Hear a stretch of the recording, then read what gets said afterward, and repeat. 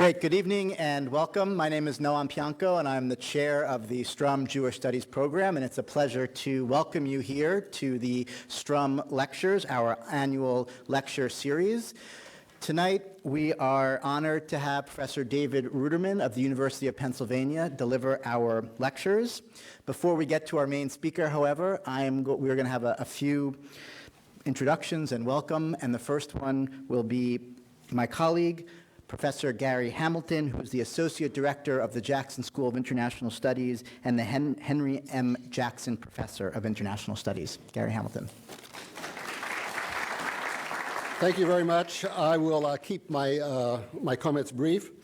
As Noam said, I am the Associate Director of the Jackson School, and tonight I'm a stand-in for Rashat Kasaba, who is the director of the school and who cannot be here tonight and really regrets it. The Jackson School of International Studies is a very unusual place in this, or for that matter, any other university. The Jackson School combines area studies, the social sciences, humanities, and the professional fields to create an understanding of an increasingly interconnected world, and to understand how that world has arisen out of the past and how it comes to us today. The Jewish Studies program is an important part of the Jackson School. It became a part of the Jackson School in 1982, and since that time, it has been central to what we do. Like the comparative religion program, which is also in the Jackson School, Jewish Studies goes right to the heart of our mission. And again, that mission is to understand the world we live in today and to understand how we got there from the past. To aid that understanding, we bring all the disciplines together in a focused inquiry. And Jewish Studies is a central part of that role. Through its courses, research, and public programming, Jewish Studies is an important contributor to our mission.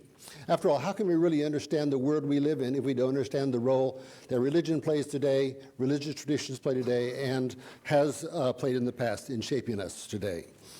Tonight we begin the 38th annual Stroum Lecture Series, which is a tradition so generously and wisely made possible by the Stroum family when the Jewish Studies program was first started, only a few years after it first started. We are forever grateful to the Stroum family for doing so, and we're grateful to Samuel and Othelis Stroum, and we miss their presence greatly. We thank you for being here, and we thank you for being part of this incredible tradition made possible by the Stroum family here at the Jackson School.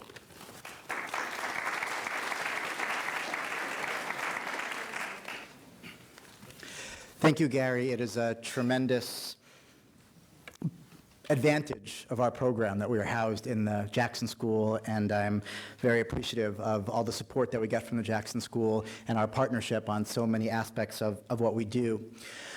I wanted to take a moment just to thank all of you who are here tonight. The Jewish Studies program at the University of Washington is able to host events like this one, thanks largely to the community of supporters that we have. Without our supporters, we would be unable to teach courses that reach over 1,000 students a year. Without our supporters in the community, we would be unable to do the kinds of public programs that we do, that reach out and that bring the knowledge and the scholarship that we do in the university out into the community. And without your support, we wouldn't be able to help support our faculty members who are incredibly talented researchers and scholars and are making all sorts of contributions to Jewish studies and a variety of different fields every year. So I want to thank you for supporting us in this mission. And I also want to especially point out the members of our advisory board who work tirelessly on behalf of our program. I see many of you in the room tonight, and we are so grateful for what the advisory board does for us. I'd also like to recognize Interim Dean Bob Stacy, who's here tonight. It's always an honor to have him with us. He is a member of our faculty and also Interim Dean of Arts and Sciences, and we are quite grateful for his connection to our program. So thank you, Bob. And one other note, I'm not sure if by now you've all had a chance to meet Lauren Spokane, who is our new assistant director. Maybe, Lauren, you can just stand up for a minute and say hi. Lauren is a new addition to our staff since the last Stroum lectures, and she is a fantastic addition, and I'm so appreciative for all that she does for our program and for helping to organize all the details this evening. And finally, we can't start the lecture or go any further without thanking the Stroum family, whose dedication and commitment to our program and to this lecture series is visionary. This lecture series, in its 38th year, has been one of the great scholarly opportunities, scholarly contributions to the field of Jewish studies.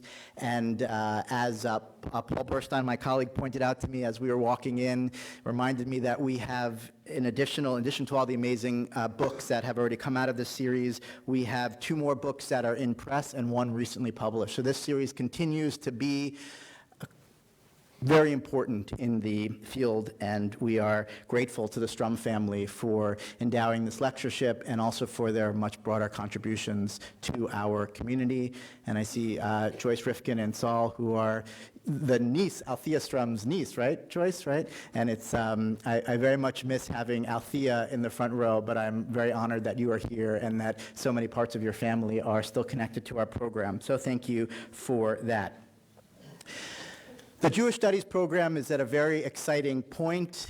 I hope you'll have a chance on your way out to take a look at some of the posters from our newsletter that are on these on the side there on the way out, and some more in the entrance that talk about all the tremendous things that we have accomplished in the last year and some of our plans for the year coming forward. Just to give you a few quick highlights. One is our Sephardic Studies program and our Sephardic Studies initiative led by Professor Devin Nar, who is just actually returning from Greece, so unfortunately can't be here tonight. He was speaking in Greece at a conference there.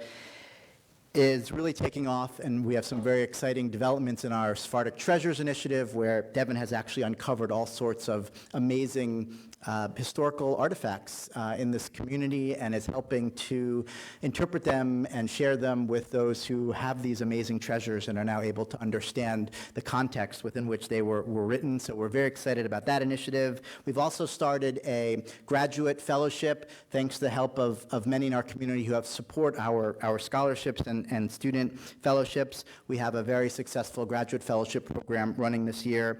And finally, I would like to highlight our ongoing JUW initiative. Go to jewdub.org and you'll be able to see our Jewish Studies web platform that is providing a place for our students and our community members to engage and to share the knowledge that our faculty puts together and our students create in classrooms. There are a lot of blog entries and lots of information. So I encourage you to take a look next time you are surfing the web or looking for information about the Jewish Studies program. I'm going to ask my colleague in a moment, Paul Burstein, to formally introduce David Ruderman, our lecturer for this evening, our Stroum lecturer this year. But I will just say that I am so thrilled and honored that he is here. He truly is one of, if not the leading Jewish historian of our moment right now. When you look around and you think about who are the great scholars in the field of Jewish history, David Ruderman is one of, if not the top scholar, and is quite a tremendous researcher. And in addition, he's also a program builder and a great teacher. And to have somebody who can do all 3 of those pieces, the scholarship, the public engagement, and the teaching, which is very much what we try to do in our program. Those are the 3 pillars of our mission, and you are truly a model for all of us, and we're deeply honored that you're here tonight. I'm going to ask Paul Burstein, who is the Samuel and Althea Stroum Professor of Jewish Studies at the University of Washington and a professor in the Sociology Department and a former chair of our program, to introduce Professor Ruderman, and he will then serve as the MC for the remainder of the evening. So thank you all for coming tonight.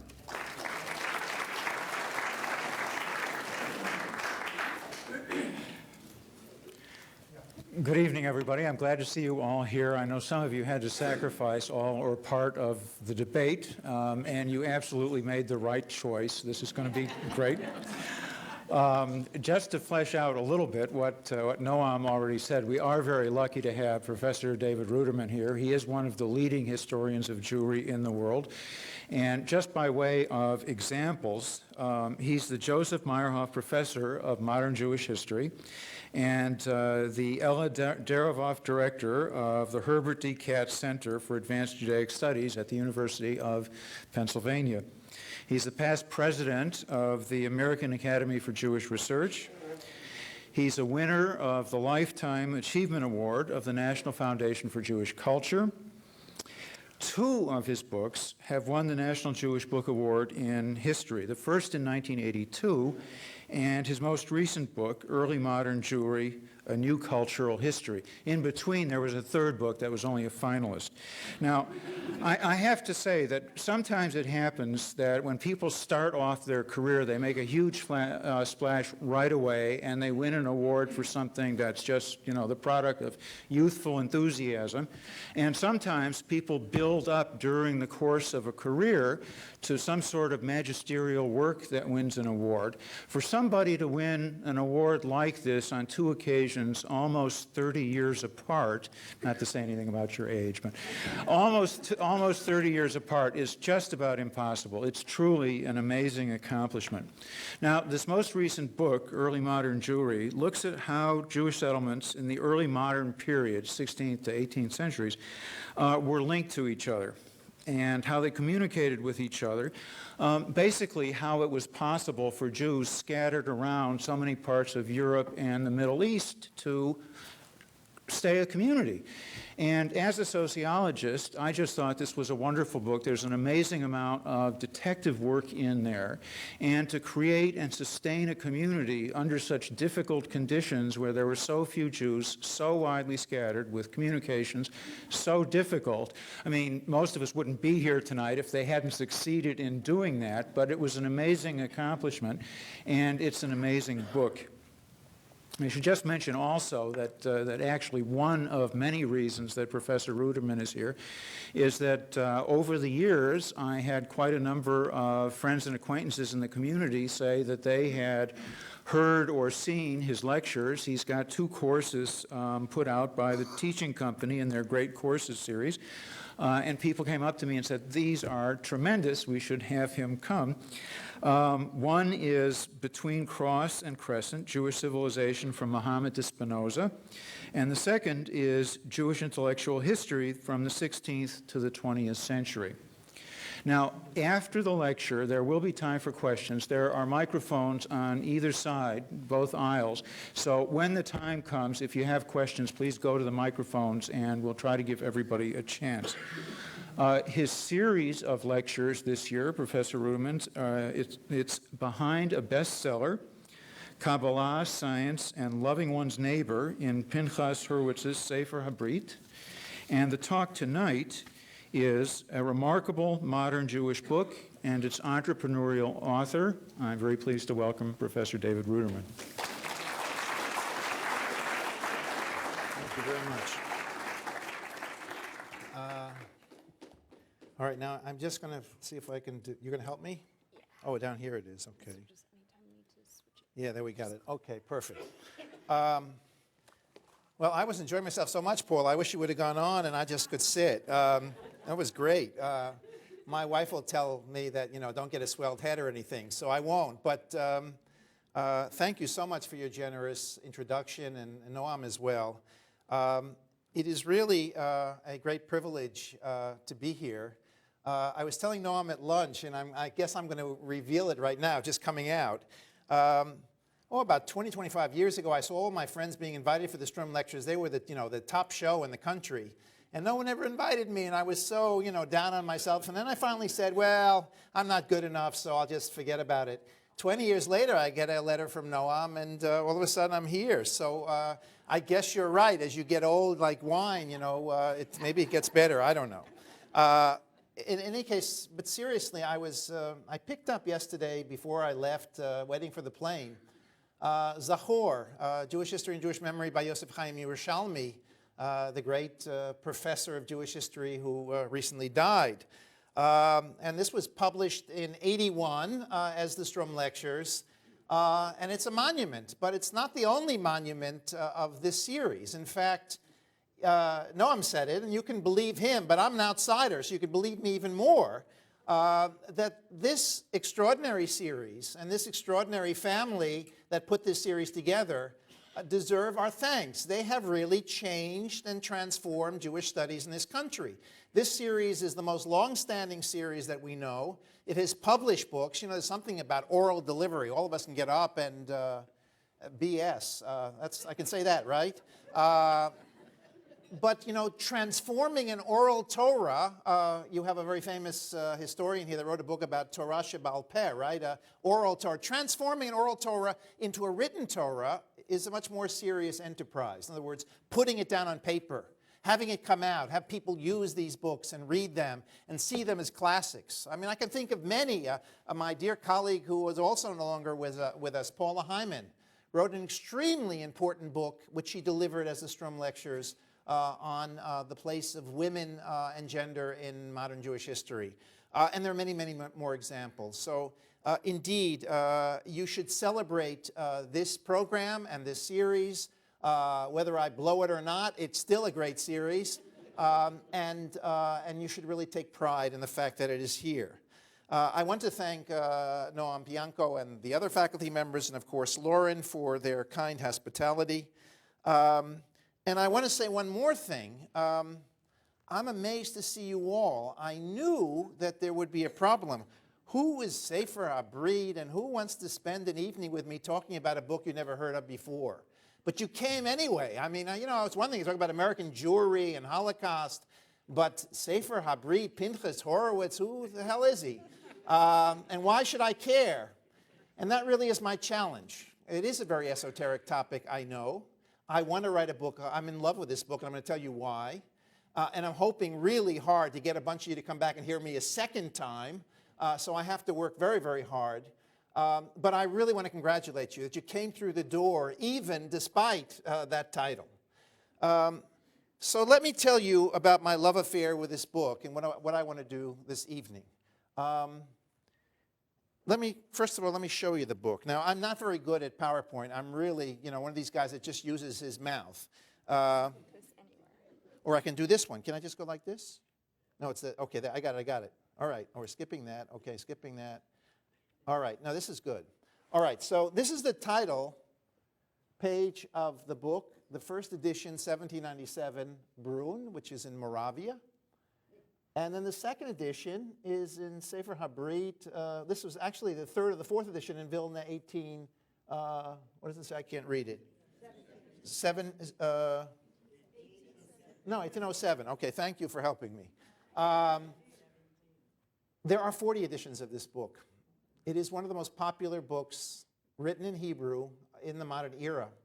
There are 12 editions in Krakow and Vilna alone, in other words, in Eastern Europe. There are 5 Ladino translations of this text. So here is an Ashkenazic Jew that made it big in the Sephardic world. This work is quoted by Sephardic rabbis all over the Middle East. This work is quoted by maskilim, by those who were secular and those who were religious alike. This work was quoted in the 20th century by Isaac Bashevis Singer and Agnon and a whole series of other modern Jewish writers. This was a book which people knew and cherished and held in their home. So one of the things, it's a bestseller. There's no question about it. But why am I in love with this author and this book? And why did I get into this in the first place? I'm an early modernist. What am I doing in 1797? That is modernity for me. That's way beyond my world, right? And when I start studying the reception of this text, which I'm going to talk about in our next lecture, I'm going right up to the 20th century. What I want to argue here, among other things, is that when we study modern Jewish culture, we have created a kind of canon. And I want to argue, in fact, that this canon is a bit misleading. We start with Spinoza in my Modern Jewish Thought course, which some of you have thankfully listened to on tape. And then we go to Mendelssohn and Samson Raphael Hirsch and Abraham Geiger, the founder of Reform Judaism, and Zachariah Frankel, the founder of Conservative Judaism. And then we go to a whole series of thinkers, Zionist thinkers, socialist thinkers, Buber, Rosenzweig, Beck, all of the great, most of them German Jews, of course. And that's Jewish thought. and that is modernity. But is it really? Have we looked at the right people, or we have looked adequately at all kinds of interesting people? What I want to argue as a relatively unknown Pinhas Hurwitz is a quintessential modern Jew. And I say that fully knowing that other historians will not agree with me. In fact, the great historian of the Enlightenment, the Jewish Enlightenment, the Haskalah, is an Israeli named Shmuel Feiner. And Feiner, if you look this guy up in his book, he will say he's an Orthodox Jew that was against the Enlightenment, that was rather traditional and reactionary, and he is part of that counter-Haskalah camp, the camp that rejected the values of the new modern secular world. Well, I tell Feiner to his face, and I can tell him when he's not here, he doesn't know what he's talking about. And what I want to argue, therefore, is that through looking at the lens of some of these individuals that we do not know, and seeing the ambiguities, the conflicts, the contradictions, the various inconsistencies in their thought, we are getting at a reality which is much better than the way historians reconstruct our modern Jewish history and our modern Jewish thought. I want to argue that this man is not only a modern Jewish thinker of first caliber, but that his ability to present himself, to sell himself to the larger world, was extraordinary. And indeed, the fact that he was read, that he was cherished by all kinds of Jews, suggests something about the process by which Jews became modern, the process of modernization. So that's what I'm really looking at here. In other words, it's not simply an individual in a text, even though, as you will see, I think the text intrinsically is interesting. But there's more to be said about it. Now look, by the way, at this first page. It looks like a table of contents. There's no table of contents in this book, and I'll talk about why there isn't probably next time.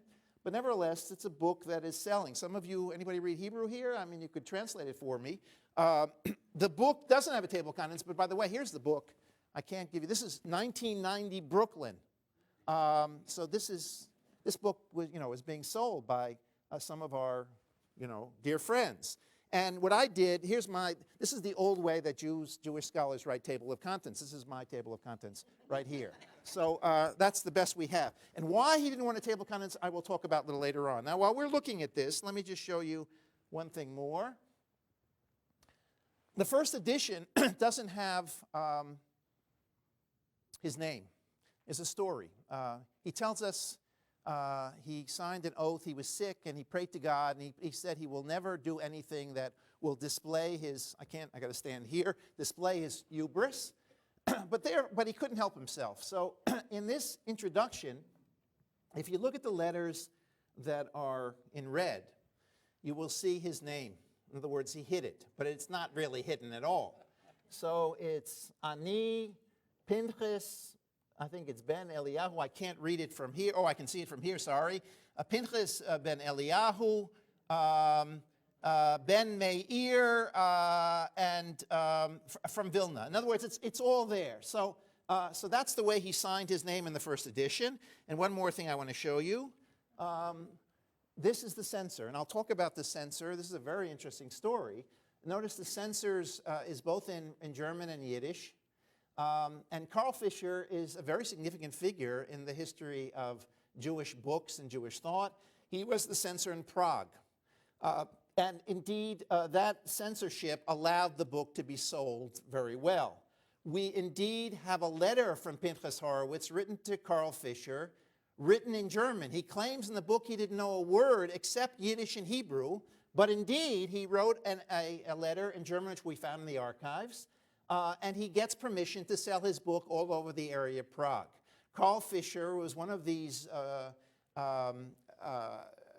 philo-Semites who loved Jews and allowed the book trade of Hebrew books in the 18th century to flourish in the area of Prague. And he has a very interesting history of his interaction with all kinds of rabbis and other cultural figures. So anyway, that's just to show you a little bit. I wish I had better pictures, what he looks like and his family and his children. I don't, but for the time being, that's what I want to show you. I'm going to come back to a few more illustrations a little later on. So let me begin by introducing the man and his book. And I'm going to do it in 4 parts, all right? 4 acts. I know this is not going to be as good as the presidential debate, even though it's over already. But nevertheless, I want to be as dramatic as I can and get you engaged with a book that you, I have no reason why you would care about it. But I think this book, as I want to argue, is going to open up a number of areas that we need to talk about. So here are the 4 acts. First of all, the context of the books. Oh, what did I get? How did that come there? All right, how do I get rid of that? I don't know how to do that. All right. I told you I'm not, I hit something here. All right, yeah. Thank you. Oh, all right, okay, thanks. No, that's fine. Let me just go back to this. All right, we got it. All right, I'll come back to those pictures in a second. That's good enough. All right. I told you I'm not very good at it, but I did it. My assistant would be proud of me. She prepared all of these few texts.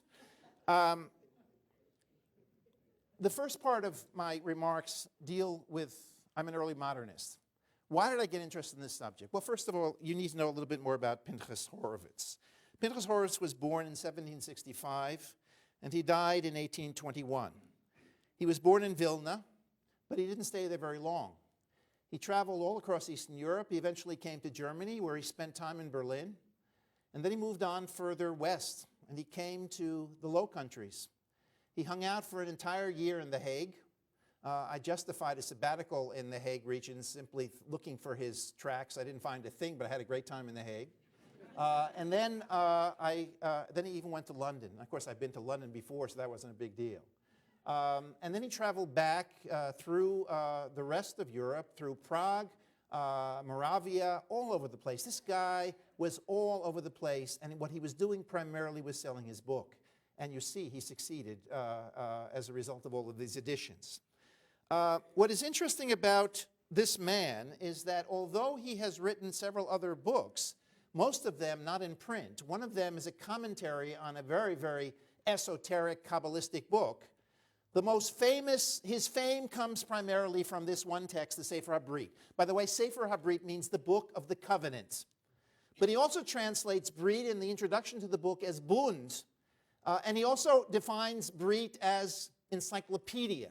So Bund, encyclopedia, exactly how these words all fit is a real question, but nevertheless, the Book of the Covenant is the way we would translate the book into English. He was a Kabbalist, first of all.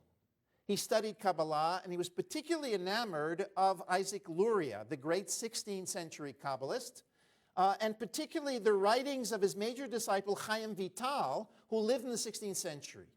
In fact, Sefer ha-Brit is none other, at least the author claims it is, none other than a commentary on Vital's work. Vital wrote many works, but he also wrote many popular works, and one of them is called Sha'arei Kedusha, the Gates of Holiness. It is an amazing book. I don't know if it's in English. I suggest you go out and buy a copy. It is how you become a prophet. You want to know how to become a prophet? Read this book.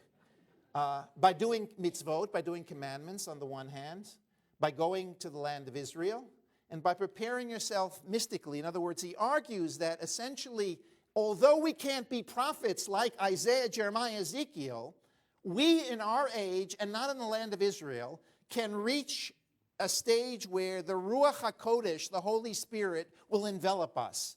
And if you read my book, Sha'arei Kedusha, you'll learn how to do it.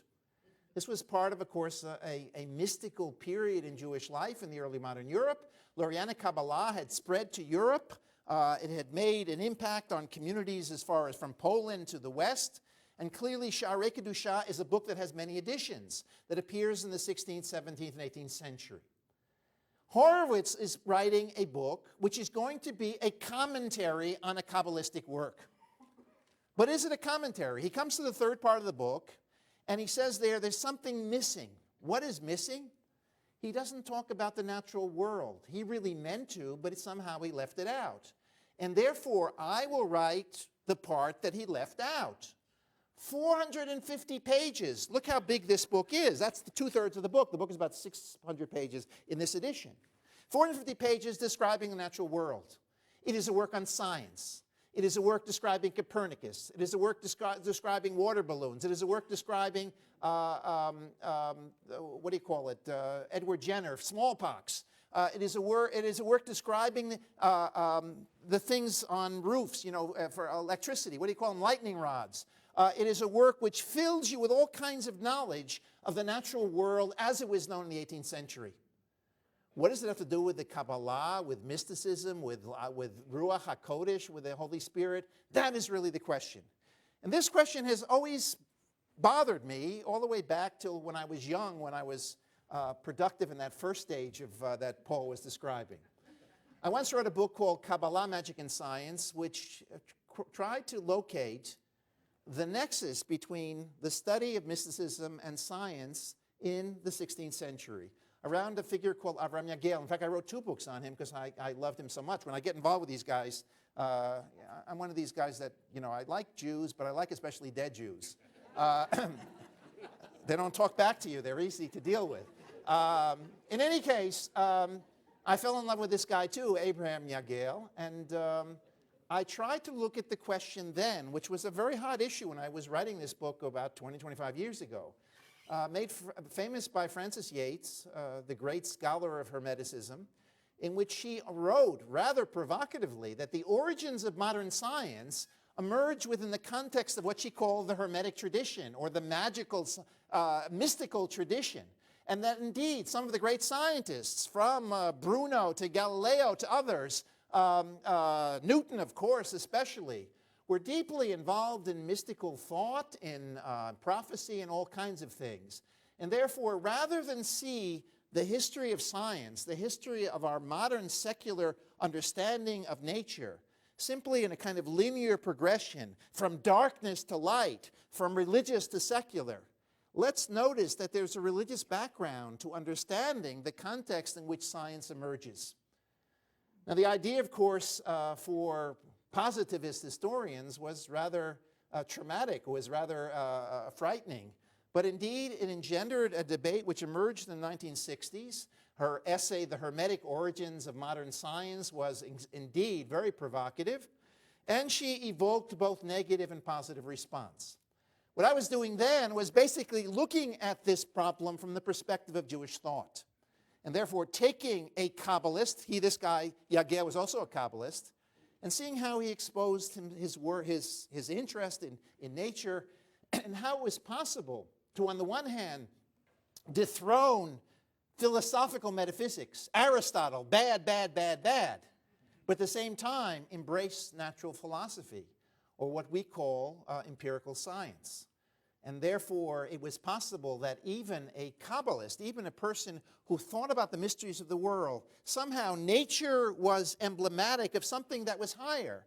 And to understand that higher entity, that higher world, we need to understand the lower world. There is a connection between them, whether one is a Neoplatonist or a Kabbalist, or thinks in terms of these relationships, these correlations between the natural and the supernatural. And therefore, a whole series of Kabbalistic thinkers in the 16th century were indeed involved in the study of the natural world. And natural philosophy, the study of nature, the study of science, among Jews as well as Christians, became part and parcel of a new cultural nexus that emerged in the Renaissance and continues right up through the early modern period into the period we're describing now. So that is part of the context in which I was looking at Hurwitz, our thinker from the end of the 18th century. But there's another context as well that I want to present, and that is the fact that this is an encyclopedia. This is an encyclopedia. He calls it an encyclopedia. It is for everybody to pick up and to read, and indeed, in the Renaissance period, we have a whole series written by Jews in Hebrew, Renaissance encyclopedias, clearly influenced by Neoplatonism, influenced by the idea of correlations in the world that we live in, and trying to understand the natural world. In this sense, this world embraces that early modern tradition. So what I'm saying as step number one in our inquiry into this book, this is a book that has a tradition, mostly in Italy. This is not Vilna, this is not Eastern Europe, but in Italy, on the part of a group of Jews who were enamored of the natural world and wanted to involve their own religious spirit with the natural world. So they looked and they studied and they did empirical science. And many of them, of course, most Jews could not belong to scientific societies and be part of the world of court culture where science was pursued. But by the end of the 16th century, one university opens its doors, namely the University of Padua. And from then on, hundreds of Jewish students go and get their medical degrees. And Padua becomes a kind of fraternity of Jewish graduates who connect with each other, given their Paduan connection, and are doing medicine or doing science through their medical practice, or at least involved in the larger question of nature and the natural world. They produce books, they produce encyclopedias, they produce all kinds of things. Hurwitz fits into this tradition. So my chapter 1 of this lecture is that there is an early modern cultural tradition that precedes Hurwitz that is certainly relevant. On the other hand, this is a modern Jewish thinker. I said that from the beginning. So there is an enormous difference between Hurwitz and his predecessors. So now I go to Act 2. You still with me? You haven't fallen asleep yet? All right. Let me tell you a little bit more about the text itself and describe a few aspects of the book that I think you would find interesting. And then I have 2 more chapters which reveal particular aspects of the text which I find fascinating. This is unlike the graduates of the University of Padua, those Jews who preceded Hurwitz. Hurwitz is not a university graduate at all. He's an autodidact. He claims he knows very little. He copies here and there. Of course, he knows more than he says he knows. But, scholarship is a lot of copying, Sometimes you get caught for plagiarism. Other times you don't, but it's then nevertheless there. You know how you take 3 paragraphs out of somebody and then at the end you say, this is from this and this, but, what is from this and this? You don't know exactly. I've been around a long time. I'm a little cynical about scholarship. But certainly in the 18th century, the canons of scholarship said, take whatever you can from anybody else. And indeed, Hurwitz takes from a lot of different writers. But what is interesting is that all of the Hebrew writers, and I won't give you a catalog of names, I could, but a whole group of people who had written on science, none of their books sold. His book sold. So he had the last laugh. The question is why? That's really one of the big questions. Why this book made it and all the other books did not. But clearly, as we know, as I mentioned, the letter to Karl Fischer suggests he also knew some German. And clearly, if one looks at his sources, if one is going to find a place where he hung out, or at least he learned his science, it is clearly they are German sources. Moreover, he relies heavily, as I said, on the early modern Hebrew library of modern doctors and scientists that wrote books. Let me just give you one example. I have a whole long list here, but these names don't mean anything to you. But one of my favorite books is a work called Maaseh Tuvia. You'll have to invite me back for another lecture to talk about this guy. Maaseh Tuvia is the Dr. Spock. Some of you will know Dr. Spock. I know young parents won't, but we used to rely on Dr. Spock. He wrote a medical encyclopedia in 1707. He was a graduate of Padua. His name was Tuvia HaKohen, Tuvia HaKohen HaRofeh, the doctor of Tuvia. He was an Ashkenazic Jew, came down to Padua and published the work in Venice, and then went off to the Sultan in Turkey, where he became the physician. And this is a do-it-yourself medical encyclopedia, how to write, how to know everything about all kinds of illnesses, including Jewish illnesses, he describes in this book. It's really quite a fascinating book with pictures and everything else, illustrations. That was one of the many sources that Pinhas was using, and therefore clearly the originality is not there. He mentions all kinds of 18th century subjects, some of them more interesting than the others, like, for example, he mentions Newton and Copernicus and atomism and chemical philosophy and the measurement of air and water. He mentions contemporaries such as Blanchard and his helium balloon, Buchner, Christian Raff. I don't want to give you a list of names here, George Buffon, and so on. He describes, as I mentioned earlier, an incredible chapter on Jews and inoculation for smallpox. He even describes an episode in Krakow of the rabbi saying, all of you Jews must be inoculated. Remember, there was a lot of resistance. You know what you're doing when you're taking, you're putting essentially the disease of smallpox to create antibodies. And clearly there was a lot of resistance on the part of Christian clerics and others. But clearly, in this instance, the Jews were quite open and aware, and he promotes the notion of smallpox. What is most interesting is that this 18th century thinker, called by Shmuel Feiner the Orthodox Jew, cites Immanuel Kant. And that is a very interesting part of this story as well. Why Kant? What do you know about Kant that makes interesting? Well, Kant was, of course, a very important thinker for modern Jewish thought. Those of you who know German Jewish thought or know liberal Jewish thought know that Kant was really a hero. For Kantian scholars, Kant was the most important thinker to influence Judaism other than Aristotle from the medieval period and Maimonides. But what about mystics like Pinhas Hurwitz? What is he doing with Kant? He doesn't actually sit and read Kant, but he reads a contemporary in Hebrew named Shlomo Maimon, who is a great figure who actually cites Kant, among others, a product of the 18th century. And Kant for him is important, even though he doesn't read him, for a very simple reason, a critical reason. And here this is the way why you can't categorize people. Orthodox, Reform, liberal, secular, this and that and so on. He's all of these things, as you will see. He quotes Kant because Kant wrote a very important critique of supernatural wisdom, of metaphysical thought. And Kant argued that there are limits to our rationality. We can't know everything. This was a critical moment in the history of modern thought. We can only know from our own experience and not beyond it. And therefore, metaphysical thinking is not serious philosophy. Wow, Pinhas Hurwitz reads this. He reads it in the Hebrew translation, and he says, isn't that fantastic? That's exactly what I say. The natural world is something that I want to embrace. All that stuff of Aristotle and what Maimonides and all the great thinkers before me did, that's nonsense. Now I can embrace a Kabbalistic metaphysics. Now I can be both a natural philosopher on the one hand and also a Kabbalist on the other, and the two will get together. Finally, I have a philosopher, a legitimization on the part of a philosopher, why we should not accept philosophy in Judaism, but at the same time, the natural world, the world of science, is something that we need to embrace. So clearly, recent philosophical developments, particularly, I could mention Locke, Leibniz, Wolff, Spinoza, and so on, but especially Kant, become extremely important in this larger story.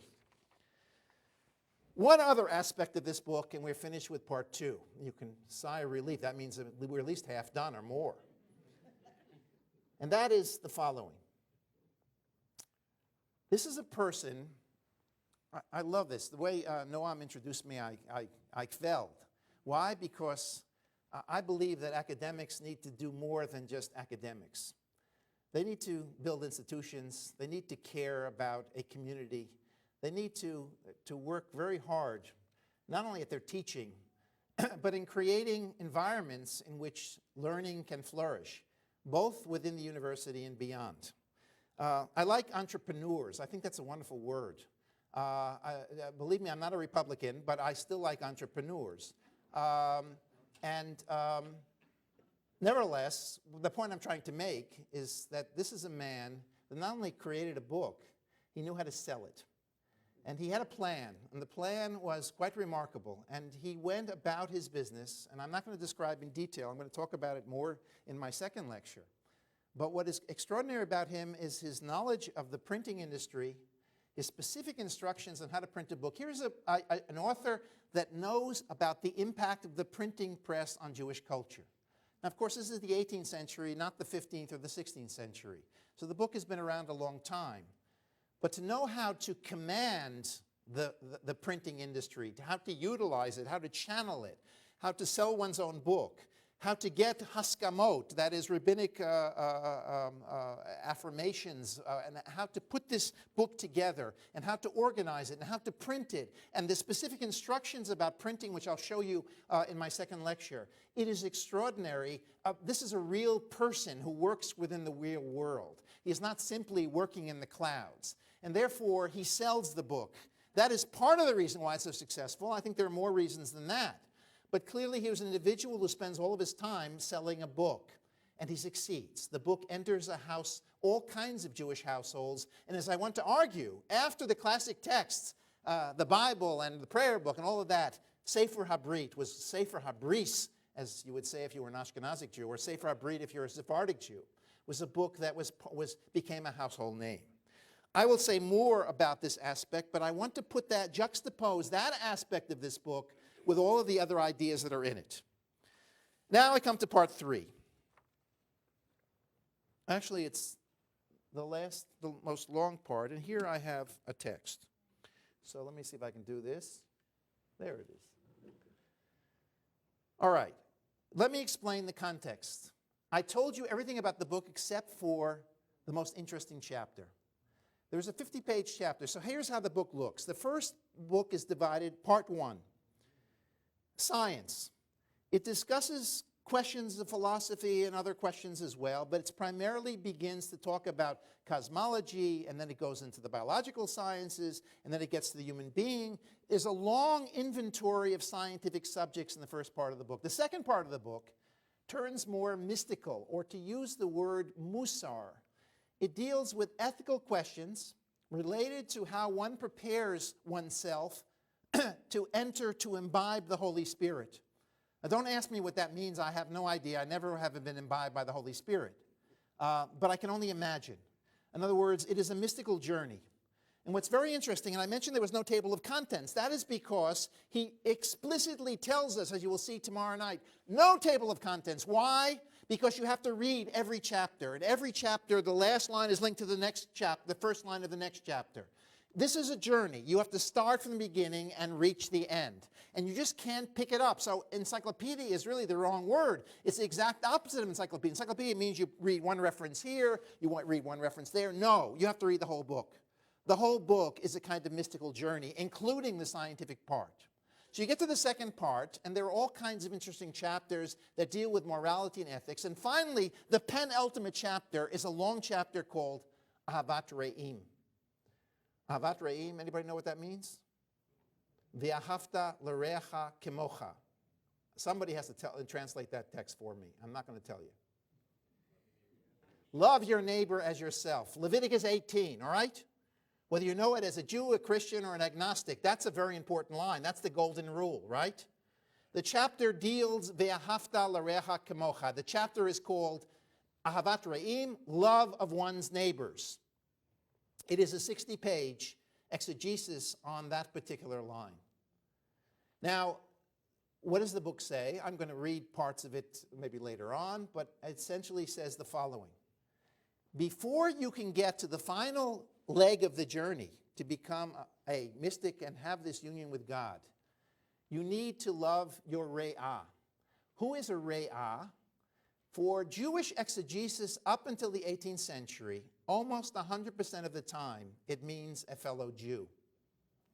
Loving one's neighbor does not mean loving the Goy or the Christian or the Muslim. The argument of Pinhas Hurwitz, this so-called Orthodox traditional Jew, is you need to love Goyim. You need to love non-Jews. You need to embrace them and to love them because we are all one humanity. And therefore, a Jew cannot simply love his own. He needs to love the entire world.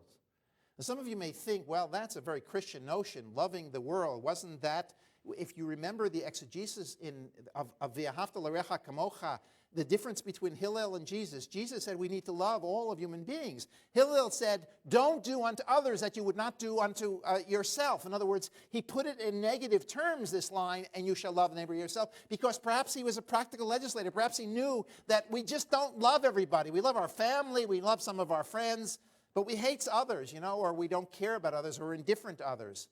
This individual says we need to love other human beings. So here in the midst of a naturalistic, mystical text, now we have a moral message. And the moral message is love the outsider, love the person who's not part of the clan, love other individuals because they are human beings and we are part of a human family.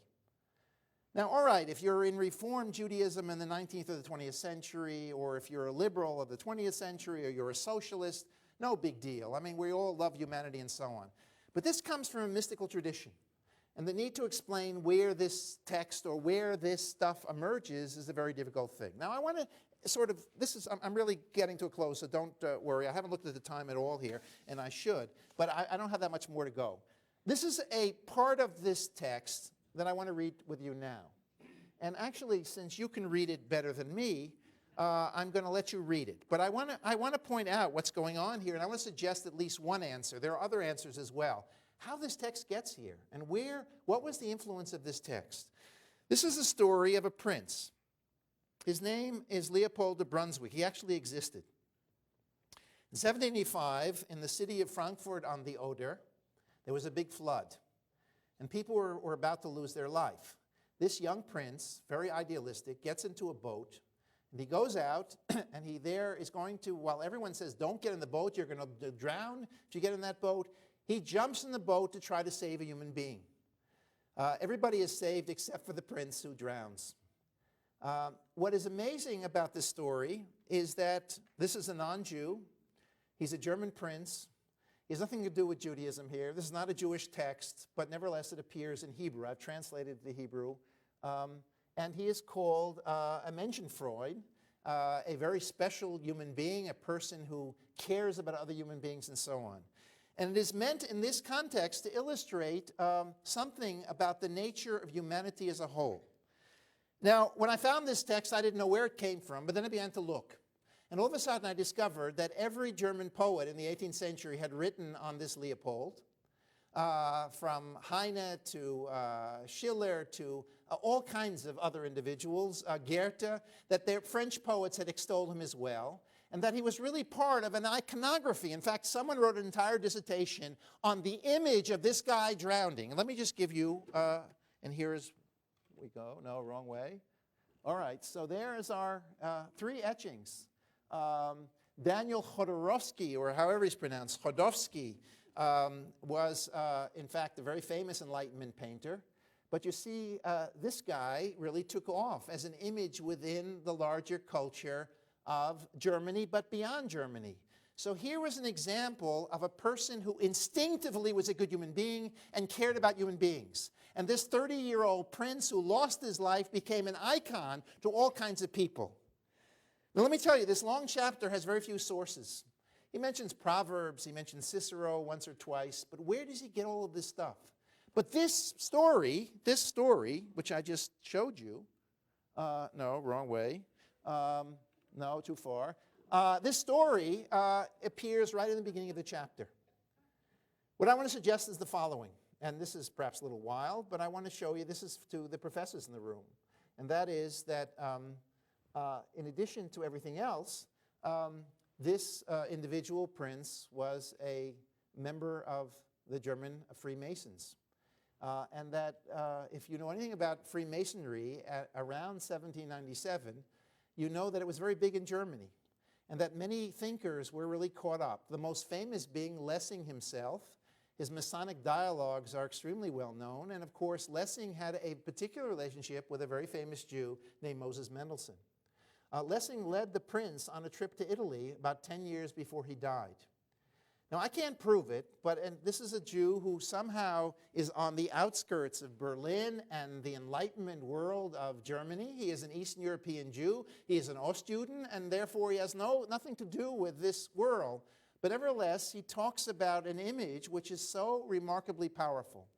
When I was looking, you know, I used to always poo-poo the internet, but when I was looking on the internet one day, I found a sermon written by another rabbi in Frankfurt the Oder, 6 months after the death of this prince.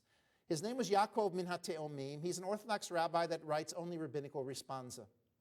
And it was a sermon translated into German in which he extols this prince and speaks about him as my brother, as my Menschenfreund, as a person which all Jews need to mourn. I mean, there's something going on here. Why would Jews care about a prince who was flooded out during a horrible flood, and who became an icon for all kinds of individuals? Freemasonry is an interesting story in itself. Do you know that the Freemasons were one of the first people in Europe to accept Jews into their ranks? When I gave a lecture on Freemasonry in London a number of years ago, and I asked, were there anybody in the audience who were Freemasons? These were all Jews. And they all got up. They all stood up. They're all members of Freemasonry. Freemasonry was an interesting place, a place where they talked about the temple and the objects of the temple and Solomon and all of this stuff. And they created a kind of pocket where Jews and Christians could hang out together long before political emancipation, long before Jews entered Western culture at the end of the 18th and the 19th century. So I don't know. I mean, these are ideas of brotherhood, humanity. They can come from many, many different sources, not only Freemasonry.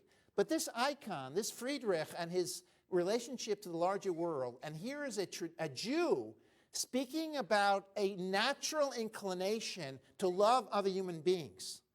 You can see, all history, as you know, is autobiographical. If you don't know that, you should know that. Don't believe that historians are writing objective history. And when I found that voice, for me, it was very touching. I mean, I was very moved by the notion that a Jew was writing to his co-religionists at the end of the 18th century and pleading with them within the context of a mystical text. The next chapter is about the mystical vision that you have with God. It follows right after this chapter. After you accept the idea that you have to love non-Jews, then you go and you have your mystical union. And they go together. In other words, not a German pamphlet or something, or some assimilated Jew. This is a real, hardcore Jew right here. And he's the one that is talking about loving humanity.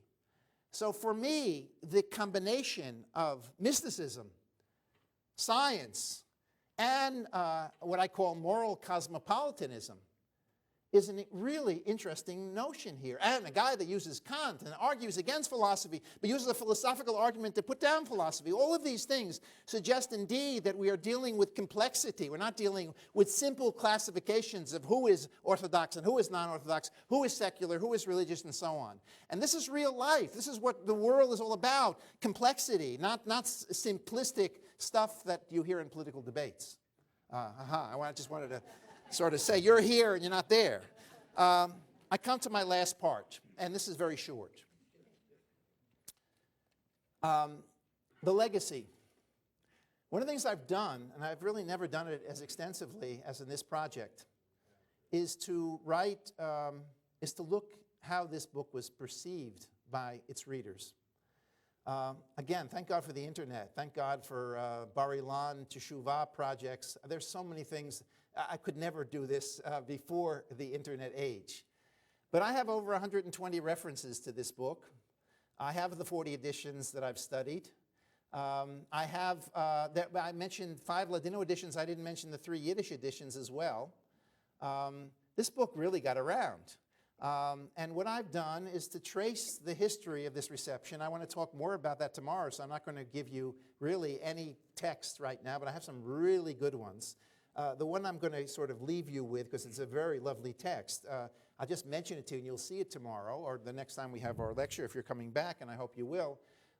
It's a text very touchingly written by a group of young people in Eastern Europe in the 1930s. The wonderful organization called YIVO, which is still an organization for Eastern European Jewish culture, promoted an essay contest in the 1930s in which it solicited from young people to write about their own lives as Jews.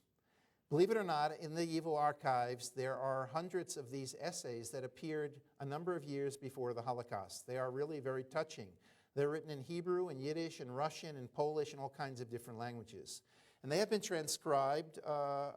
Jeffrey Chandler has published a volume of these essays in English. And there is one essay written by a Chanoch from the Volodyin Yeshiva. And he says he found the Sefer ha-Brit.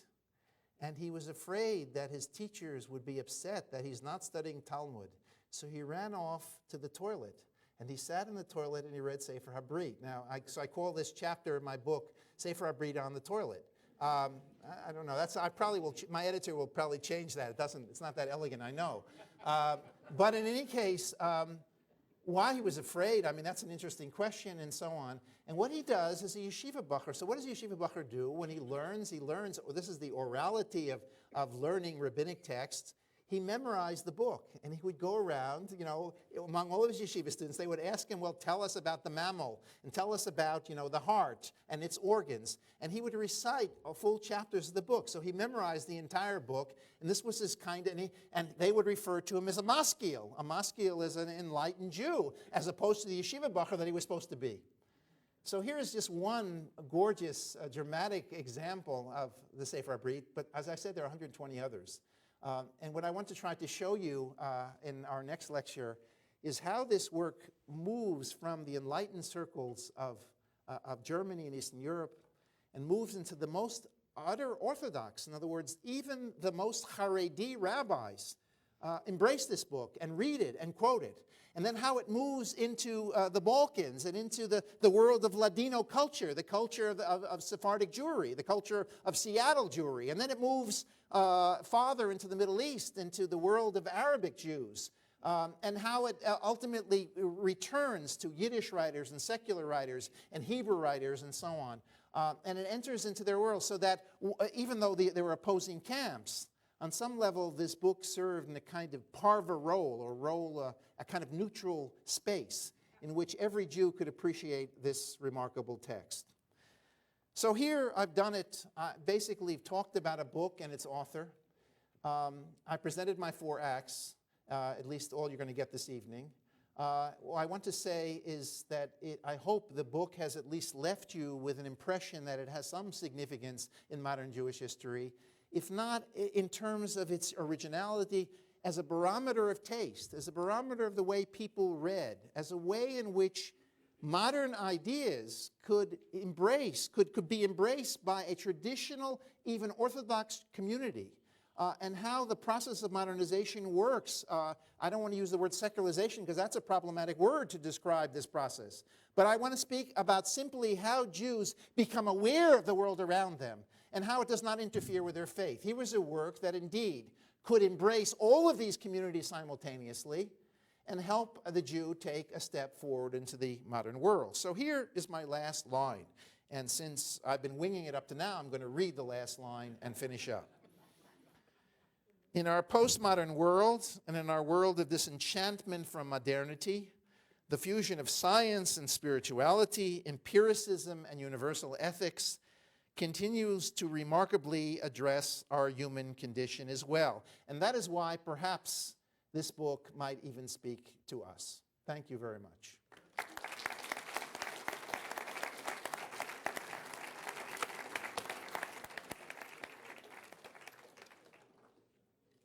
Those of you with questions?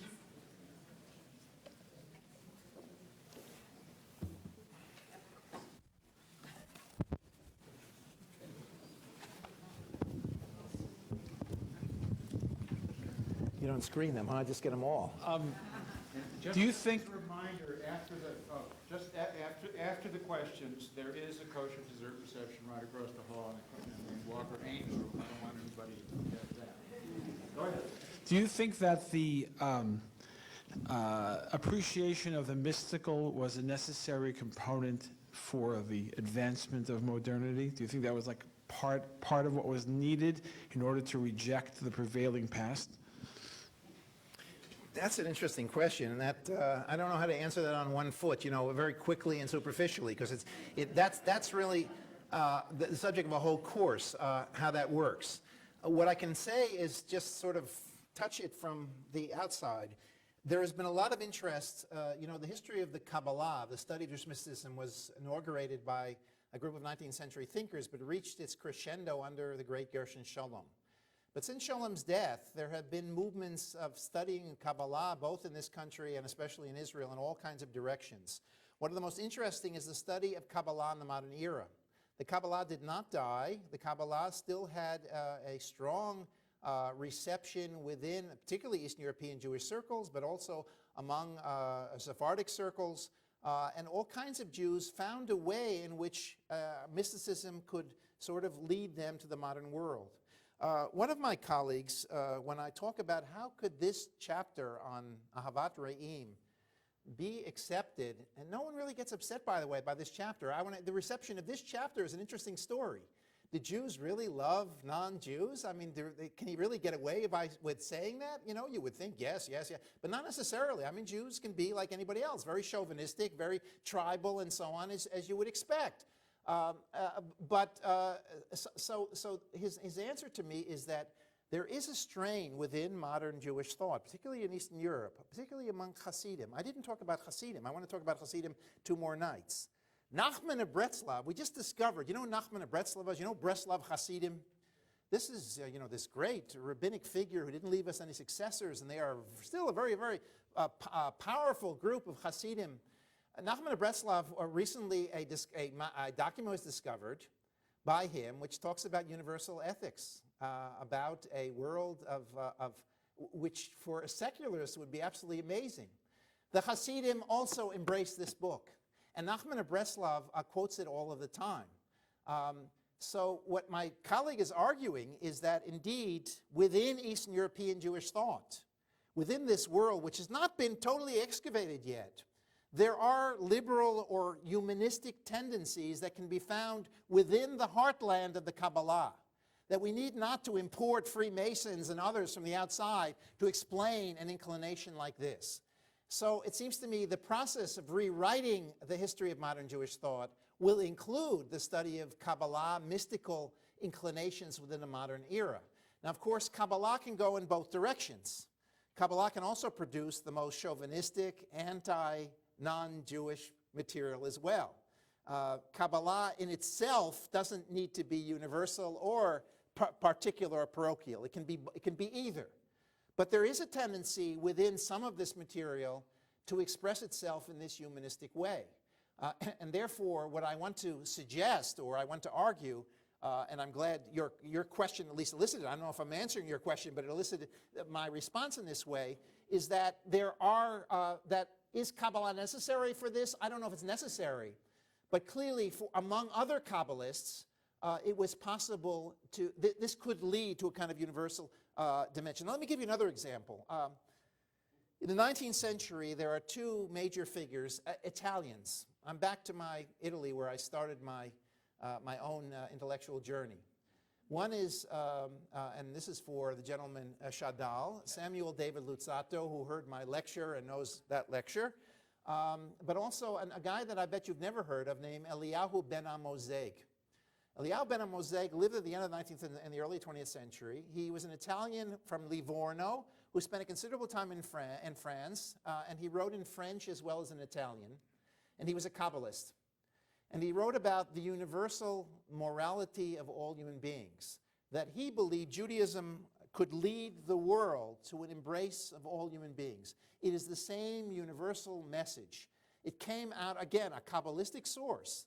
So indeed, Hurwitz in this respect is not totally unique. Again, I'm not suggesting that all Kabbalists were universalists.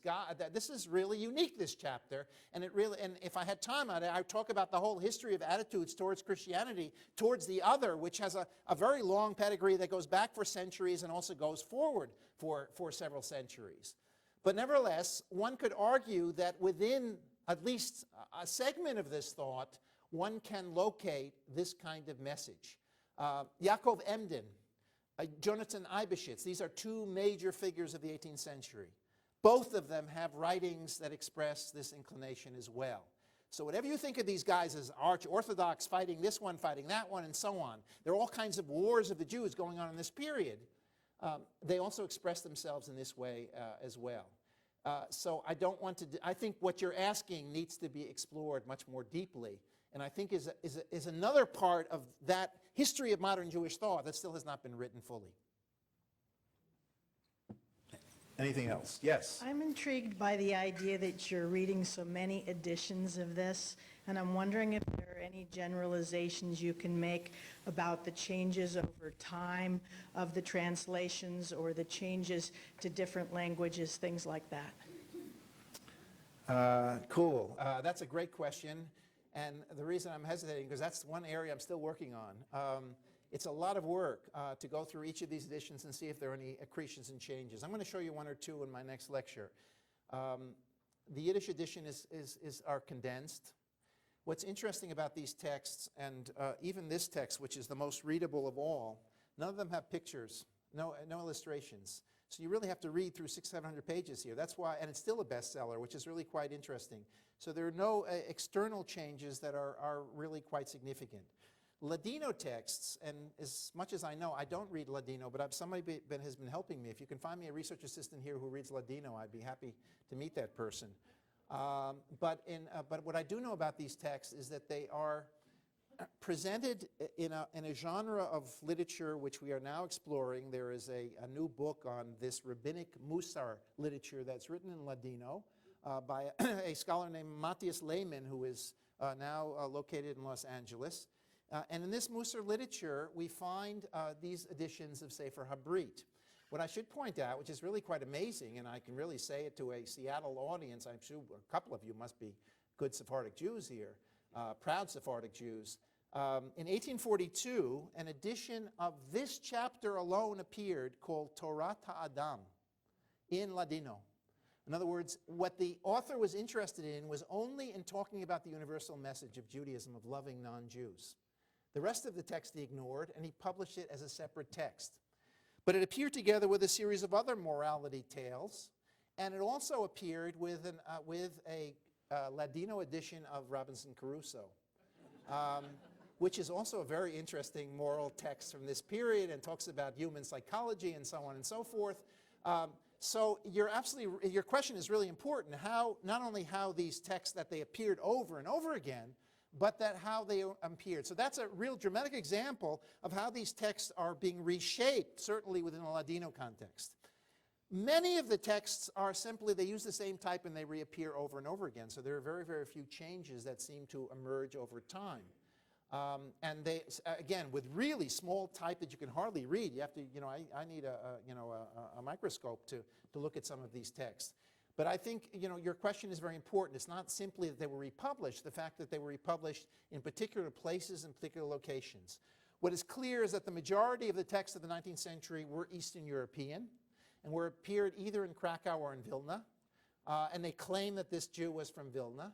But later on, this breaks down. And the other interesting thing, which I also pointed to, is the fact that this was an Ashkenazic text, right? But it was read and loved and really embraced by Sephardic Jews. And I'm here not speaking only about the Ottoman Ladino group. I'm speaking about a series of rabbis from Syria and from Iraq and from Jerusalem, these mystics of Jerusalem who were also reading Sefer ha-Brit. So again, this seems to transcend. One of the aspects of the early modern period are Jews speaking to other Jews, Jews discovering other Jews. Jews had been really separated as sub-communities for a long period of time. In many respects, that continued. But because of the mobility of Jews on the one hand, and also because of the printed book, these barriers were being broken down, as I argue in my little book, The Early Modern Jewry. In many respects, here is an example of a book that crosses our conventional ethnic divisions between Jews. And this Jew, whether he's Ashkenazic or not, becomes a favorite for Sephardic Jews living in the Middle East. But I haven't answered your question fully because it needs to be researched more. You had enough? Okay, well, thank you very much. Thank you.